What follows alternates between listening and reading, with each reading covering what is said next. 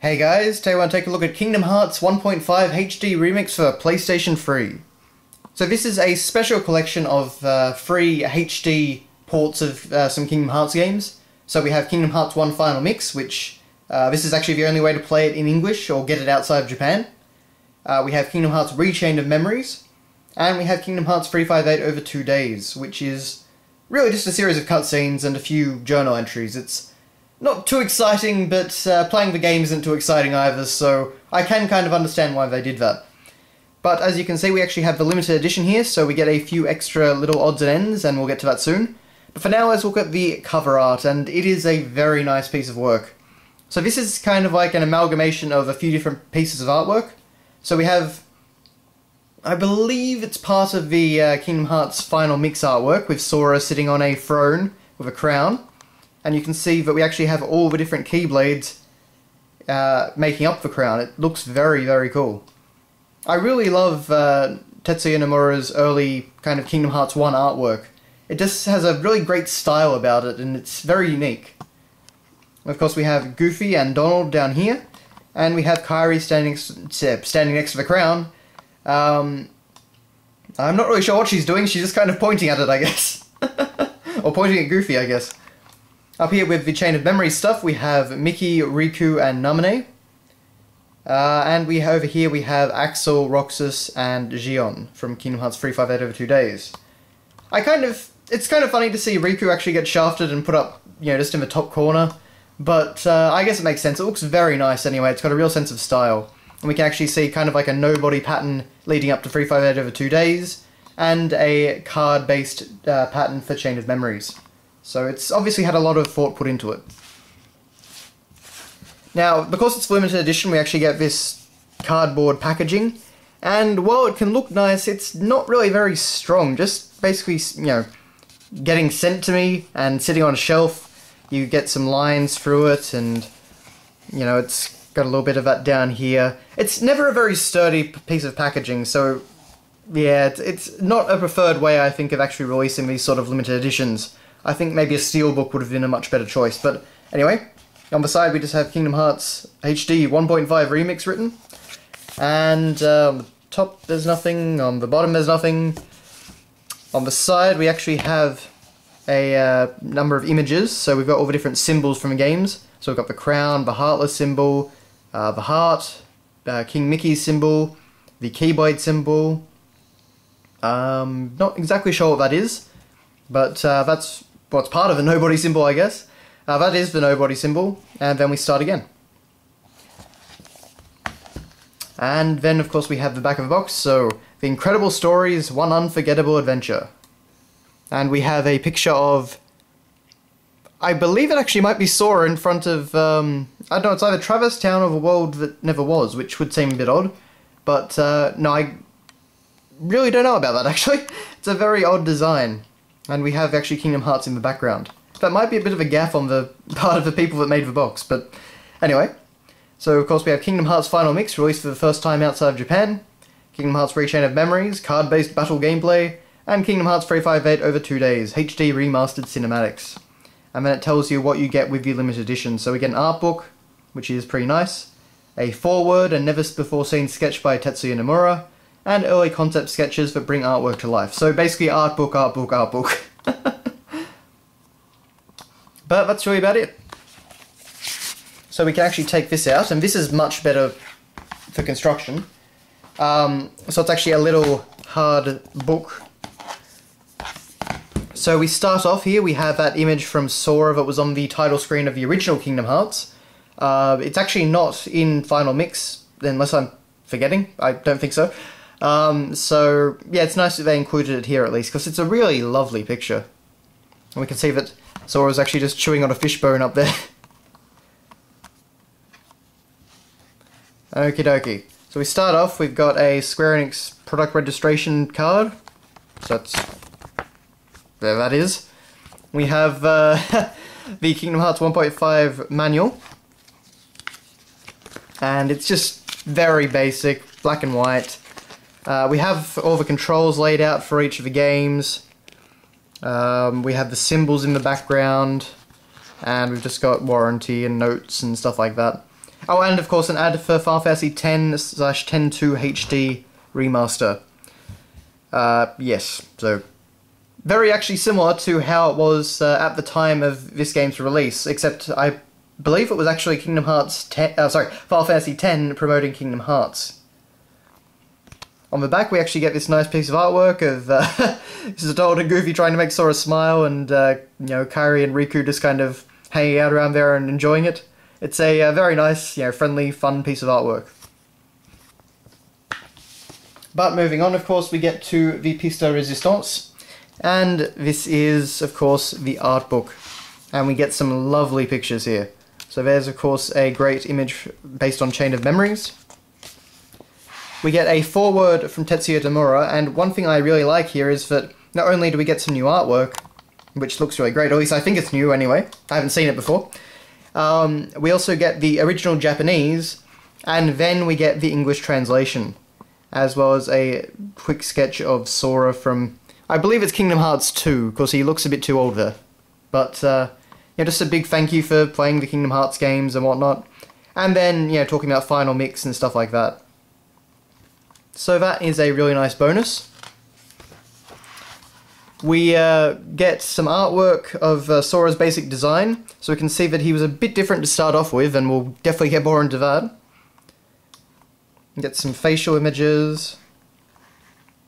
We get Sora with his chainsaw, and actually, you know, like a lion, kind of like Skull's Keyblade in the game. He's actually very lion-esque in general, actually. But no, Disney rejected the idea of a chainsaw, understandably so. We've got Donald and Sora up there. We've got an image that was on the front cover of Chain of Memories. We actually get some storyboards, which is pretty cool. So we get some summon-based storyboards. So there's Mushu, and we can actually keep all the original Japanese notes. I kind of wish they had actually gone to the effort of translating the notes, but, you know, you take what you can get. The only thing I really wish they had was that we know that Bahamut was supposed to originally be in Kingdom Hearts 1, because we've actually found the data in it, and if you can actually bring up the option in the menu using an action replay device.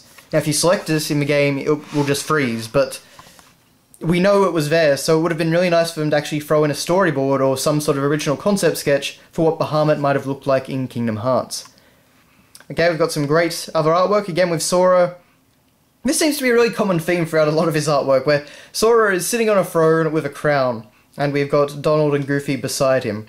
I'm not sure if this was just an original concept for the game's story or something, like maybe Sora became king after whatever happened to King Mickey or something, but I really like the look of it anyway. Now this is quite a neat idea. So we have a piece of tracing paper with an image of Sora's original design, and we can it actually overlays onto a render of Sora from the game.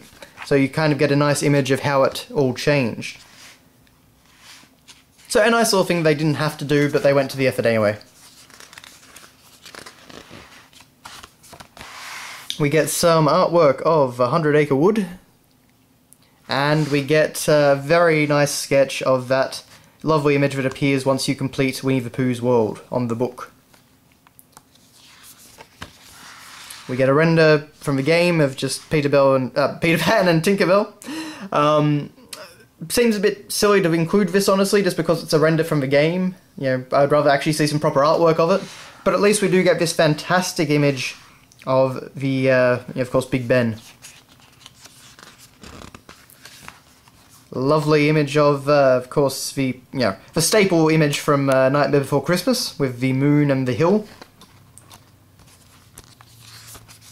And then we get some stuff about weapons. So we get some Keyblades. So of course there's the Oblivion, and there's the Oathkeeper. And we get Riku's Soul Eater sword, or what I think it was called, something like that. And then for the ultimate weapon, we actually get another style of, a tracing paper page, where we get the original sketch with some design stuff down there, and all the little design notes, and then we get the finished piece of artwork.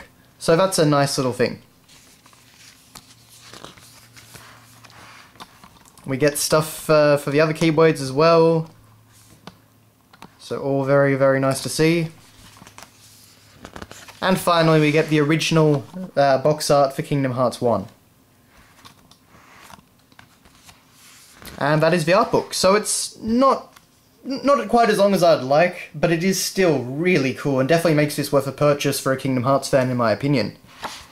Although it might be a little bit hard to get now that the game has been out for a few months. But anyway, on the disc we actually get another image of Sora with the crown, and we get this really nice black background, and it all ties together very nicely with the PS3 logo and the black and red down there. And finally on the back we just get another picture of Sora in his original design, as well as, if I can kind of show you, we actually get another storyboard for a summon, and this one is Tinkerbell. So just trying to show it off there. I don't know why they couldn't have just, done an extra page for that, but at least they did include something extra on the back as well. But that has been your look at Kingdom Hearts HD 1.5 Remix for the PlayStation 3. It's definitely a very good package, and I feel like they've put a lot of thought into the whole thing, especially the limited edition. The only thing I would say though is I'm not sure if it is the definitive way to actually play Kingdom Hearts, because, well, 3 out of the 2 days you don't actually get to play a game, you just get to watch cutscenes, and a lot of it really drags on, and like the main game itself, it's not hugely interesting. But you don't even have, there's no gameplay or anything, so you're not playing anything, so it's a bit different. With Kingdom Hearts Chain of Memories, I think that's fine. Rechain of Memories is pretty much exactly the same as it was on the PS2. With Kingdom Hearts 1, though, you've got a few issues, I'd say. So for one, in HD, a lot of the little shortcuts and tricks that they did back on the PS2 that looked just fine, they don't really hold up in HD, because you can really see a lot of imperfections. And of course that's always going to be the way, but I feel like it just it's made for standard definition, so it probably looks a bit better in some ways in standard definition. But my main issue is actually with Final Mix. And while it is great to actually finally play the game, they add in some good stuff, but I feel like they kind of mess up the balance of the endgame.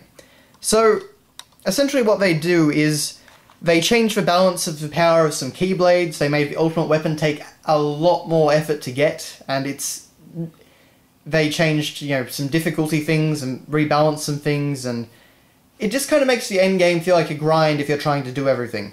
Because before, to get the ultimate weapon, you only needed to synthesize most of the items in the shop, whereas now you have to synthesize all of them. And they've included new enemies, which are fiddly to, which you have to get these new synthesis materials. You've basically got to get synthesis materials from them, and they're a real pain to actually get anything from.